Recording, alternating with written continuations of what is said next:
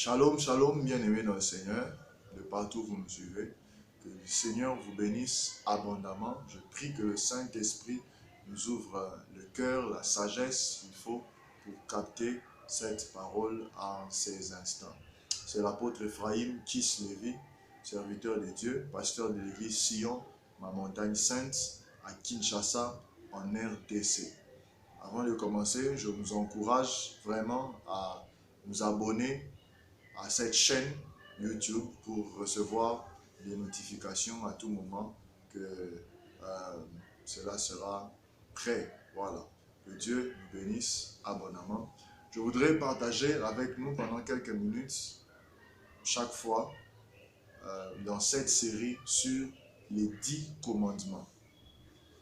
La Bible dit dans Exode chapitre 20, à partir du 1er et du 2e verset, et d'ailleurs, je vais lire juste le premier verset parce que c'est un très long texte qui part du 1er jusqu'au 17e verset.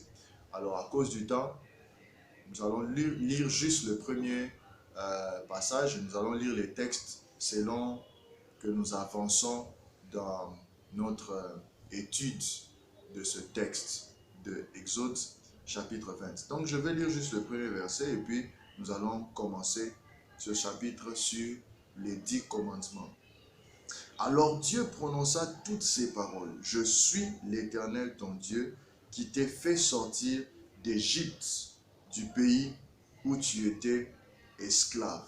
Amen. Voilà, ça c'est l'introduction de ce chapitre 20 d'Exode qui finalement parle des 10 commandements.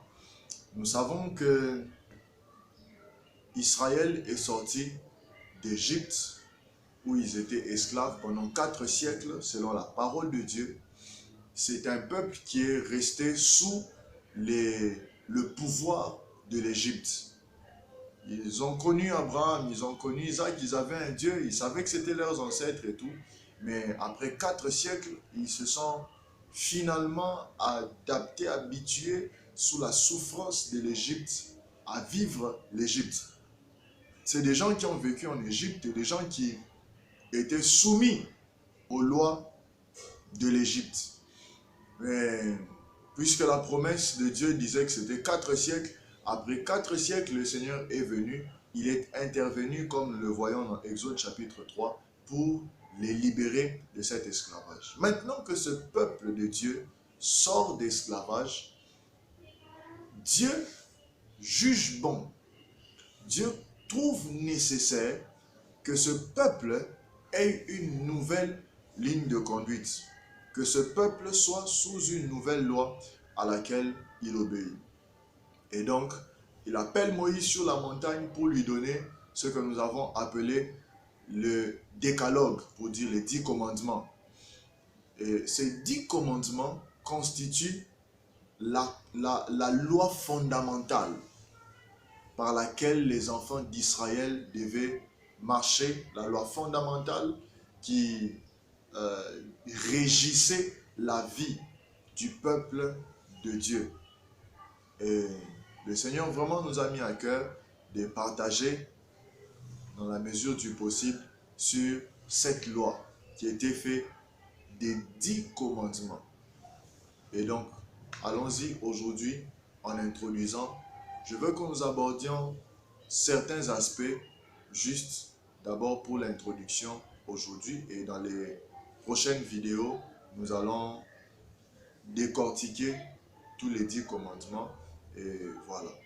Donc je nous encourage vraiment à rester branchés, à nous abonner, et le Seigneur nous fera beaucoup de bien au fur et à mesure nous avançons. Nous allons vraiment découvrir beaucoup de choses à la gloire de notre Seigneur.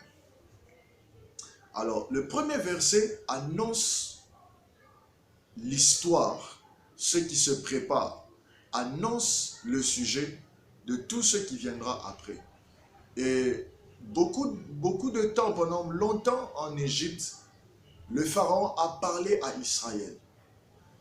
Israël était en train d'écouter la voix du pouvoir égyptien qui lui dictait les lois de son pays.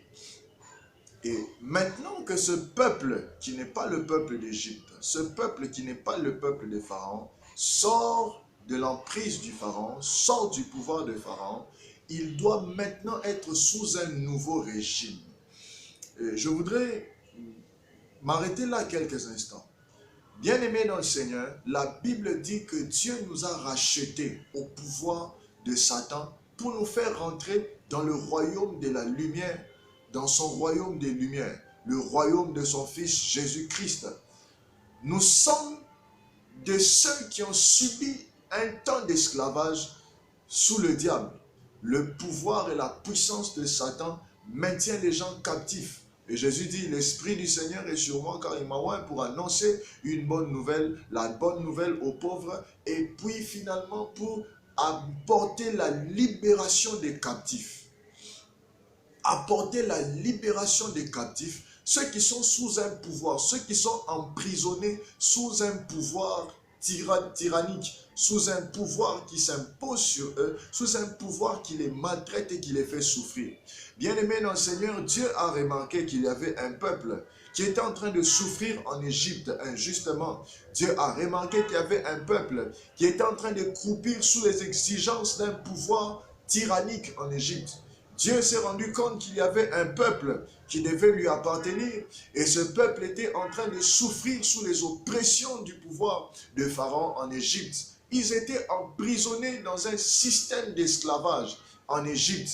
Et le Seigneur s'est rendu compte que ces hommes souffraient. Ils ont poussé les cris vers lui pour être délivrés, pour être libérés de cette emprise du diable, de cette emprise de l'ennemi, et il est intervenu pour les libérer. J'ai une bonne nouvelle pour toi. Je ne sais pas qu'est-ce que tu vis en ce moment. Je ne sais pas qu'est-ce que ta famille traverse en ce moment. Pendant combien de temps vous êtes sous un pouvoir, sous un régime oppresseur, sous un régime qui vous martyrise, sous un régime qui vous fait souffrir. J'ai une bonne nouvelle pour vous. Vous ne devez pas rester longtemps. Vous ne devrez pas rester encore plus longtemps sous ces règnes. Le Seigneur entend les cris de la délivrance d'une famille. Le Seigneur entend les cris de détresse que vous lancez pour être délivré dans votre vie. Je ne sais pas dans quel pouvoir vous êtes, sous quel régime vous êtes maltraité. La bonne nouvelle, c'est que Jésus-Christ est venu pour libérer les captifs, pour faire sortir de l'esclavage ce peuple béni de la part de Dieu, ce peuple choisi de Dieu qui est en train de souffrir. Tu me suis maintenant. Je ne sais pas tu souffres dans quelles circonstances. Je ne sais pas tu souffres dans quel domaine de ta vie, mais le pouvoir de l'ennemi te maintient captif dans une espèce d'esclavage. Jésus-Christ est venu te libérer. Je t'apporte la bonne nouvelle, oh toi qui es prisonnier. Je t'apporte la bonne nouvelle, toi qui es esclave de l'ennemi. La Bible dit que le Fils de l'homme est venu pour nous libérer. Le Fils de l'homme est venu libérer les hommes pour nous donner la liberté. Il est venu pour nous donner la liberté. Jésus-Christ est mort à la croix de Golgotha. Alléluia. Tu es en train de souffrir dans une vie pleine de cauchemars dans ton sommeil, des cauchemars à ton réveil de chaque jour. Je suis en train de parler à un homme, je parle à une femme dont la vie n'est que cauchemar. De partout tu es oppressé par l'ennemi, oppressé par le pouvoir de Satan. La Bible dit dans Actes chapitre 10 au verset 38, il dit, et le Fils de l'homme était oint, il était revêtu de la puissance du Saint-Esprit, il allait de lieu en lieu, il faisait du bien aux hommes. Que Jésus-Christ te fasse du bien. Alors que tu entends ma voix maintenant, je prie que Jésus-Christ te fasse du bien. Ton cœur souffre, tu es en peine de je ne sais quelle circonstance qui est emmené par l'ennemi, emmené par le diable dans ta vie, que Christ vienne t'arracher à cette peine. Dans le nom de Jésus, qu'il te fasse du bien. Il était revêtu de l'esprit et de la puissance de Dieu. Et il allait partout où les hommes étaient en train de croupir dans la souffrance et la misère. Partout où les hommes étaient en train de croupir sous les difficultés, les douleurs que leur faisait sentir l'ennemi, le diable. Bien-aimé, la Bible dit qu'Israël était en train de souffrir et il s'est mis à crier sous la souffrance, sous la douleur des choses du traitement que les pharaons et l'Égypte leur infligeaient. Tu es là, je ne sais pas, tu cries. Sous le poids de quelle sorte de souffrance?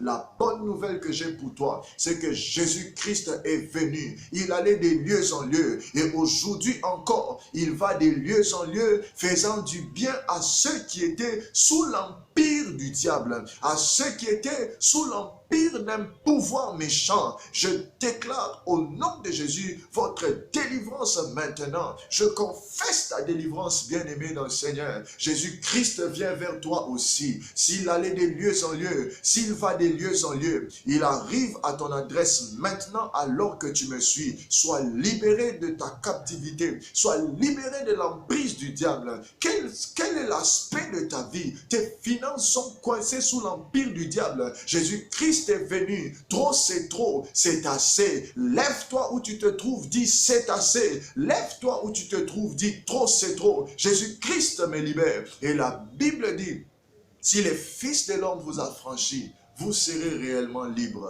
Bien-aimés dans le Seigneur, la liberté que Jésus-Christ nous apporte n'est pas factice. Non, la liberté que Jésus-Christ nous apporte n'est pas fictive. Non, la liberté que Jésus-Christ nous apporte est une réalité. Vous ne souffrirez plus sous le poids de l'ennemi. Vous ne souffrirez plus sous la force de Satan. Parce que Jésus-Christ est venu. Comme Dieu a libéré son peuple de l'esclavage d'Égypte, Jésus-Christ est venu pour que nous soyons libérés de l'empire du diable. Pour que nous soyons libérés du pouvoir du diable. Il a été revêtu de la puissance et il a été revêtu du Saint-Esprit pour que ceux qui sont sous l'empire du diable soient libérés. Il allait des lieux en lieu, il faisait du bien aux hommes. Il faisait du bien aux hommes. L'onction du Saint-Esprit était sur lui pour cette mission. La mission pour laquelle Jésus est venu, c'était de nous libérer de l'emprise de l'ennemi, du pouvoir de Satan. Peu importe d'où tu me suis, c'est possible. La puissance de Dieu te touche maintenant et elle te libère de la puissance de Satan. La puissance de Dieu te touche maintenant pour te libérer du pouvoir de ténèbres. Pour eux, c'était 4 siècles. Je ne sais pas combien de temps vous êtes restés dans la souffrance. Bien aimé, 4 siècles, c'est plusieurs générations. 4 siècles, c'est beaucoup de générations. Pendant 400 ans, beaucoup de générations sont venues. Ils étaient dans la même souffrance. Les enfants naissaient dans cette souffrance. Ils grandissaient dans cette souffrance. Ils donnaient naissance dans cette grande souffrance et ils partaient, ils laissaient les leurs dans la souffrance. Bien aimé, c'était un cycle de la souffrance, un cycle d'esclavage. Mais je m'adresse à vous qui me suivez maintenant. Si vous vous retrouvez dans une situation d'esclavage, même si c'est générationnel, le Seigneur la brise aujourd'hui au nom de Jésus. Si vous avez connu un cycle de souffrance et de douleur, aujourd'hui, alors que vous entendez ma voix, la puissance de Dieu vous délivre de cet esclavage dans le nom puissant de Jésus. Alléluia. Ça, c'est l'histoire de ce peuple. Avant de commencer à aborder ces commandements qu'il lui donne, je voudrais nous décrire, nous dépeindre le cadre qui légitime que Dieu donne des lois à ce peuple. Bien-aimé dans le Seigneur ne règne pas. Le Seigneur ne s'adresse pas à ceux qui ne sont pas sous son règne. Le Seigneur ne s'adresse pas ici à ceux qui ne sont pas sous son pouvoir. Si tu es sous le pouvoir du diable encore maintenant, oh bien-aimé, tu as besoin de la délivrance. La délivrance est une réalité. Que personne ne te trompe. La délivrance est une réalité. Christ est venu pour que nous soyons libérés et que nous soyons totalement libres. Je ne sais pas, peut-être que tu vas à l'église, peut-être que tu as donné ta vie au Seigneur même. Mais il y a encore des aspects de ta vie où tu as besoin de la délivrance. Et c'est possible, bien-aimé dans le Seigneur. Vous connaîtrez la vérité et la vérité vous affranchira. Nous sommes libérés au fur et à mesure que la vérité entre dans notre vie. Aller à l'église, ce n'est pas tout. Donner sa vie à Jésus, ce n'est pas suffisant. Les finances peuvent être bloquées encore. Les finances peuvent être retenues encore. Et vous savez que ça, c'est un plan, c'est une stratégie du diable. Que l'on peut libérer les gens, certains aspects de leur vie seulement. Quand Moïse partait en Israël pour demander la libération des enfants d'Israël, Pharaon lui proposait, allez-y, mais laissez ici vos femmes, laissez ici vos finances, laissez ici vos enfants, laissez ici vos brebis. Et donc les gens pouvaient partir librement, mais encore avec des aspects clés de leur vie qui soient bloqués. Et beaucoup des gens dans l'église d'aujourd'hui vivent cette réalité. Le Christ nous a affranchis, mais la libération, la délivrance est un processus.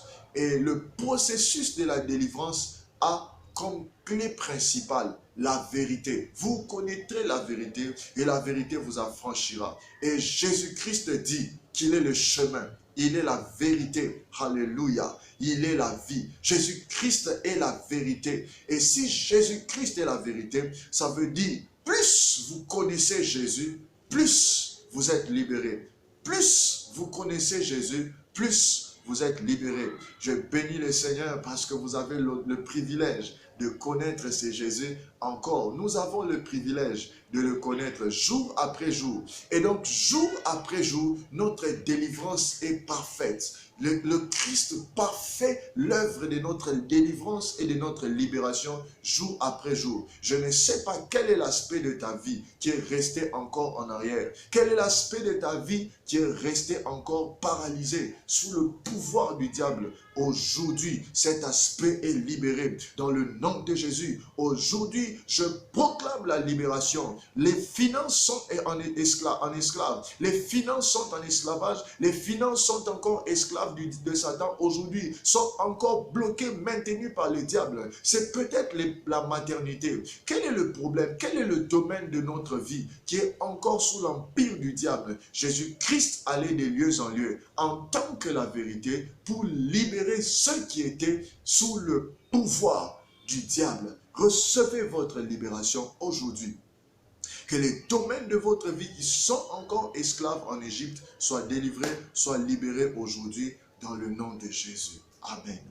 Voilà, ça c'est le cadre de départ. Donc maintenant que Israël sort d'Égypte, de ce pays où il est esclave, le Seigneur commence par rappeler cette réalité avant de commencer à donner les lois. Le fait que moi, je vous ai libéré de ce pouvoir méchant qui vous maltraitait.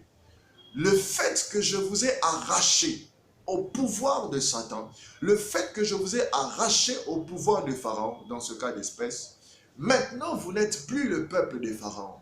Bien-aimés dans le Seigneur, la deuxième réalité que je voudrais soulever aujourd'hui, maintenant en établissant les bases de cette réalité, le peuple qui reçoit ces commandements n'est plus sous le pouvoir de Pharaon. Ce peuple est maintenant sous le pouvoir de Dieu parce qu'il les a rachetés, il les a acquis. Bien-aimés dans le Seigneur, nous n'avons pas le temps. Nous ne devons plus être sous le pouvoir et l'autorité de Satan parce que Jésus-Christ nous a acquis. Jésus-Christ nous a rachetés. Nous ne sommes plus un peuple sous le pouvoir et l'autorité du diable. Nous sommes un peuple qui a changé de pouvoir. Bien-aimé dans le Seigneur, la bonne nouvelle que j'ai pour toi, si tu as donné ta vie à Jésus, tous les pouvoirs du diable sur ta vie sont illégaux. Le diable règne illégalement sur tes finances. Tu as le droit. La libération dans ta vie est un droit. Tu peux revendiquer les droits. Alors que je parle, toi qui me suis, s'il y a un aspect de ta vie que tu sens encore bloqué sous le pouvoir de l'ennemi, révolte-toi parce que le pouvoir a déjà changé. Le pouvoir de l'ennemi est illégal sur la vie de celui qui est un enfant de Dieu. Lève-toi, prends courage. Tu es un enfant de Dieu. Tu es racheté. Revendique les droits de la rédemption. Nous avons été rachetés à un grand prix pour vivre une nouvelle vie. Et Christ nous a rachetés pour être sous un nouveau pouvoir. Christ nous a rachetés afin que le diable ne règne plus sur nos vies. Bien-aimés dans le Seigneur, il n'est pas normal que toi qui es un enfant de Dieu, qui va à l'église, que tu sois encore dicté par le diable, que tu sois encore sous l'autorité du diable. Il n'est pas normal que ta santé soit sous le pouvoir du diable, alors que tu as donné ta vie à Jésus et que tu es un enfant de Dieu. Il n'est pas normal que tes finances soient encore sous le régime du diable, parce que tu es un enfant de Dieu. Révolte-toi. L'autorité de Satan dans la vie des enfants de Dieu est illégale et nous avons le droit de nous lever et réclamer notre justice, réclamer nos droits. Je prie le Dieu du ciel que tu puisses entrer dans les droits légaux que tu as en tant qu'enfant de Dieu et que tout pouvoir illégitime de l'ennemi exercé sur ta vie soit brisé maintenant au nom puissant de Jésus.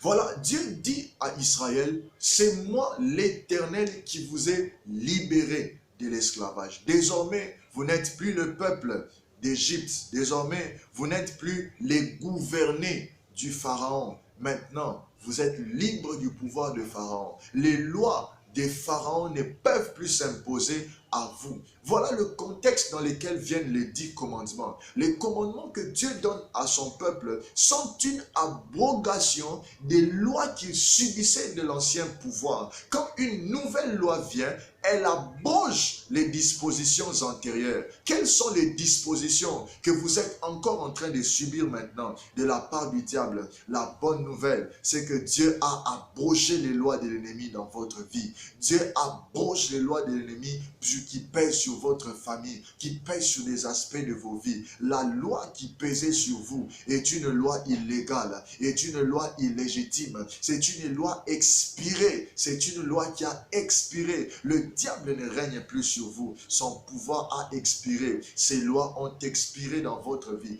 Vous avez des bonnes raisons de ne plus vivre, de ne plus subir les lois anciennes qui pesaient sur votre vie, qui pèsent encore sur votre famille. Parce que vous êtes enfant de Dieu, les lois de l'ennemi n'ont plus de sens dans votre vie. Quelles sont les lois que votre vie subit? Quelles sont les lois que votre famille subit? Eh bien, ces lois ne sont pas légitimes. Ces lois sont déjà expirées. C'est à vous de vous lever et commencer à réclamer des droits basés sur une nouvelle loi, basés sur un nouveau système. Vous êtes dans un nouveau régime, bien-aimé dans le Seigneur. Et l'introduction de ce chapitre d'Exode, avant de donner la loi, Dieu rappelle d'abord aux enfants d'Israël qu'ils ne sont plus sous la loi de Pharaon. Il y a une nouvelle loi qui doit régner sur leur vie. Ils ne sont plus sous le pouvoir de Pharaon. Ils ne sont plus sous cet ancien pouvoir. Ce pouvoir qui les tyrannisait. Ce pouvoir qui faisait des esclaves. Ce pouvoir qui les maltraitait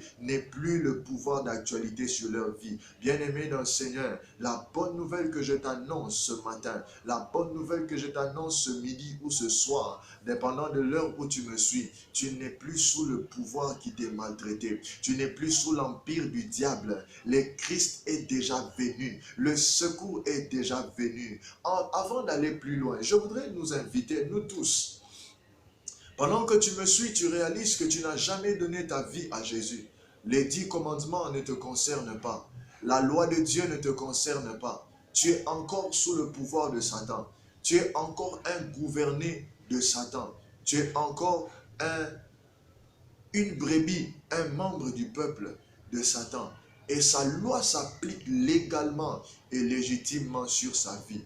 Mais tu dis, je suis fatigué de ces lois. Je suis fatigué de cette souffrance. Je suis fatigué de ce pouvoir de ténèbres qui est en train de dominer ma vie, qui est en train de détruire ma vie.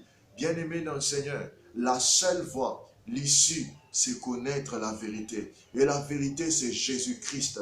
Il est le chemin par lequel nous pouvons être sauvés. Il est le chemin par lequel nous pouvons vivre une meilleure vie. La Bible dit dans Jean chapitre 10 que Dans Jean chapitre 10 au verset 10, il dit, le voleur vient pour voler, il vient pour égorger, il vient pour tuer, il vient pour détruire. Je ne sais pas, ta vie a été détruite à quel niveau. Le diable a agi jusqu'à quel point dans ta vie et que tu es en train de vivre maintenant comme mort et tout dans ta vie semble être mort. Bien-aimé dans le Seigneur, je me tiens maintenant devant toi avec la voix de Christ pour ton salut. Jésus te tend la main aujourd'hui en disant tu peux vivre une meilleure vie. La suite de ce texte de Jean chapitre 10 dit, mais le Fils de Dieu vient. Le Fils de Dieu vient. Moi je suis venu afin que les brebis qui étaient dans la souffrance aient la vie. Afin que les brebis qui vivaient la mort multidimensionnelle, multisectorielle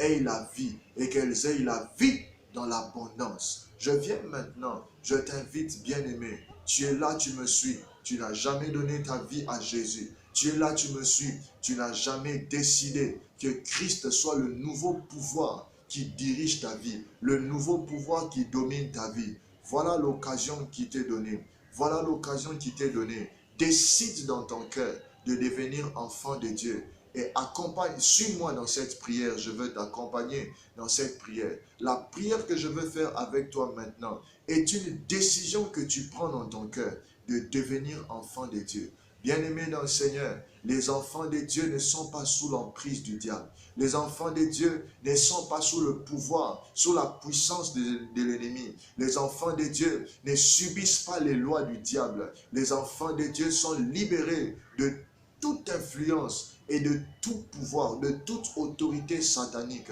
Ça commence par ce geste que je veux que tu poses maintenant. Répète les paroles que je dis maintenant, mais que ces paroles soient une prière pour toi. Ces paroles sont ton engagement. Ces paroles sont ta décision de quitter le pouvoir des ténèbres et entrer au pouvoir de la lumière avec Jésus-Christ comme roi, avec Jésus-Christ comme maître et Seigneur. Répète ces paroles avec moi pour toi qui donnes ta vie à Jésus maintenant. Seigneur Jésus, j'ai entendu ta parole. J'ai vécu comme un esclave sous le pouvoir de Satan. Ma vie était sous l'autorité de Satan parce que j'ai cru la conduire moi-même. Il a régné sur moi. Maintenant, je décide, au nom de Jésus, d'ouvrir mon cœur et de te recevoir comme mon Seigneur et mon Sauveur. Je crois que tu es mort à la croix pour mes péchés. Je crois que tu es mort à la croix pour me sauver de l'emprise du diable, pour me sauver de l'empire du diable. Je t'offre mon cœur, je t'ouvre mon cœur et je te donne ma vie maintenant. Sois mon Seigneur et sois mon Sauveur. Sauve-moi de mes péchés. Et à partir de maintenant, je suis un enfant de Dieu. À partir de maintenant, je suis transformé. Je n'appartiens plus à Satan. Je ne suis plus sous le pouvoir de Satan parce que je suis un enfant de Dieu. Jésus-Christ vit maintenant dans mon cœur. Ce n'est plus moi qui vis. Jésus-Christ vit dans ma vie. Je t'accepte, Jésus, comme mon Seigneur, comme mon Sauveur. Et je veux te suivre à partir de maintenant. Je veux obéir à ta voix. Je veux obéir à ta parole à partir de maintenant parce que tu m'as sauvé et que je suis un peuple racheté. Parce que tu m'as sauvé, parce que je t'appartiens maintenant. Au nom de Jésus, je veux prier pour toi. Père, je prie dans le nom de Jésus. Tu as dit que nous puissions parler à toute la création afin qu'elle soit libérée du pouvoir de Satan, afin qu'elle soit sauvée de l'emprise du diable. Mon frère et ma sœur qui vient de faire cette prière, qui vient de prendre cet engagement maintenant, est couvert dans ton sang. Qu'il soit reçu dans ta famille, comme ton fils, comme ta fille. Ses frères et ses sœurs deviennent tes enfants à partir d'aujourd'hui. Que toute la puissance, que toute l'autorité que l'ennemi a exercée dans leur vie, sur quelque domaine que ce soit maintenant brisée au nom de Jésus. Nous confessons et nous proclamons, puisque la loi du monde des ténèbres est illégale dans la vie de tes enfants, elle est illégale dans la vie de ses frères et de ses sœurs. Désormais, ils sont enfants de Dieu et désormais, ils sont qualifiés pour vivre non pas les lois, les régimes du monde des ténèbres, mais pour vivre les lois de ton amour, les lois de ta bonté, les lois de ton peuple. Qu'il en soit ainsi pour eux, au nom puissant de Jésus. Amen. Que Dieu vous bénisse abondamment. Vous êtes désormais enfants de Dieu. Ne vivez plus sous la culpabilité. Vous êtes enfants de Dieu. Vous êtes libérés. Vous êtes purifiés de tous vos péchés parce que Jésus a versé son sang pour vous. Vous êtes rachetés. Vous êtes maintenant dans les nouveaux droits. Vous êtes maintenant dans les droits des enfants de Dieu. Nous allons étudier ces choses au fur et à mesure que nous avançons. Mais pour l'heure, sachez que vous êtes sauvés. Sachez que vous êtes un peuple libéré, un peuple libre du pouvoir de Satan.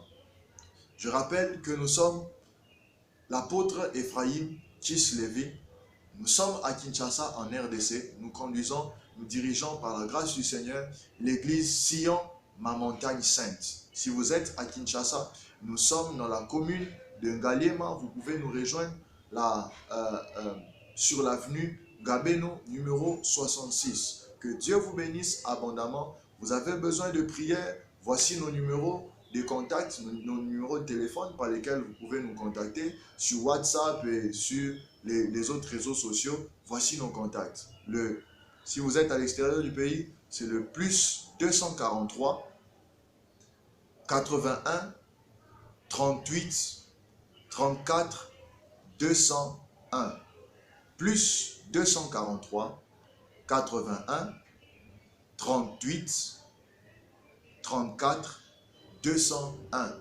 Ou vous pouvez nous joindre, bien entendu, avec le plus 243. Vous pouvez nous joindre sur cet autre numéro de plus 243 82 36 08 588 82 36 08 588. Ou alors vous pouvez nous rejoindre, il y a un troisième numéro si vous voulez nous joindre. Vous pouvez nous joindre encore au plus 243 964 67 16. Plus 243 964 67 16. Que Dieu vous bénisse abondamment. Ce sont les numéros sur lesquels vous pouvez nous trouver sur WhatsApp. Et vous voulez nous suivre, voilà la page, voilà notre chaîne YouTube. Abonnez-vous et vous recevrez des notifications à chaque fois. Que Dieu vous bénisse abondamment. Ciao.